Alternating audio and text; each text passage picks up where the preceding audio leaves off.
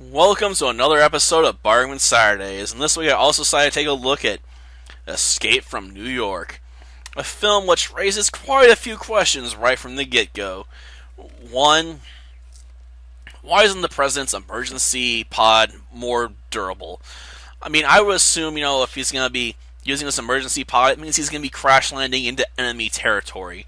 So, I would assume this, emergency bunker effectively when it lands would be like bulletproof, fire resistant, have its own air supply.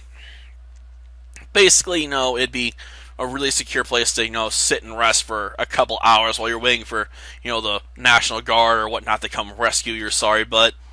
So, why is this egg, so easy to crack?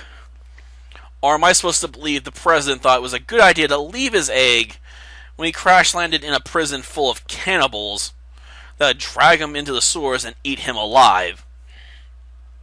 Because that makes no sense to me. Because if I was in that situation, and I crash landed in a place full of cannibals, I'd probably just stay in the egg until I died of suffocation.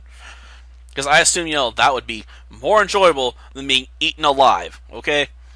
I mean, there's just no doubt in my mind, I'd rather die of suffocation, and carbon monoxide poison or carbon dioxide poisoning than, being torn limb from limb as people eat my insides, okay? Another question I have to ask is why does the Manhattan prison even exist for a couple of reasons. For starters, the buildings and stuff they're sitting on, the land values there, would probably be worth millions of dollars. We're talking massive amounts of money. So why turn Manhattan into a maximum security prison? It doesn't really make any sense financially, okay? When you have to make decisions like this, you have to think about economics as well. And that definitely plays a part when you're making decisions about where to put a prison, So, it doesn't make any sense to turn Manhattan into a prison. From that perspective.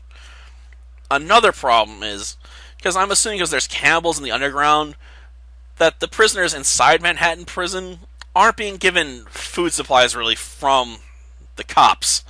So once you go in there, you have to survive on your own and eat whatever you can get your hands on, whether it be rat burgers or whatnot. So I have to ask, if they're not giving them any food, why not just execute them outright? Because if they're just gonna leave them in there to eat each other, it just makes more sense, to execute them on the spot. Set them on fire, because they offer to incinerate you, when you first arrive at Manhattan prison. So I'm not going to rule out the idea of a fascist police state burning people at the stake, just for the sheer spectacle of it, scare anyone else into compliance. Hang 'em, firing squad, take your pick. It's just another reason why I just don't understand why they have a prison, because I would assume a fascist police state would have no problems, with executing people they just label as enemies of the state.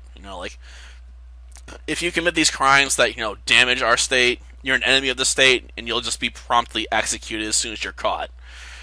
So, you got all that stuff going against the film right from the get-go.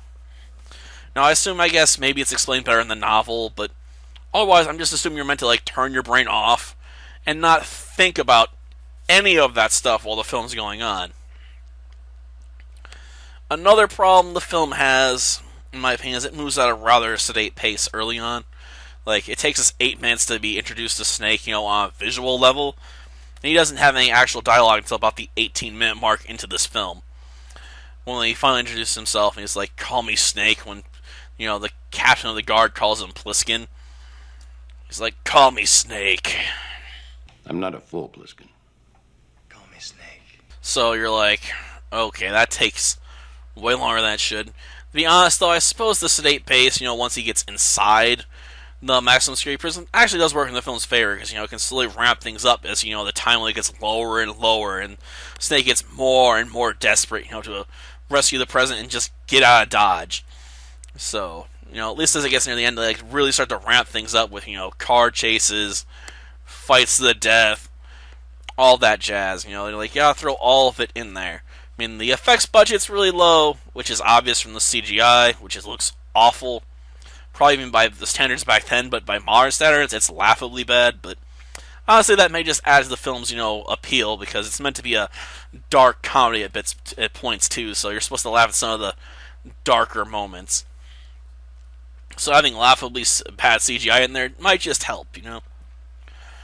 But yeah, all in all, I'd say it's an enjoyable sit. Just you just can't think about any of that stuff I mentioned up front, or you're probably gonna not be able to get into the film at all because you're gonna be like, this is so dumb.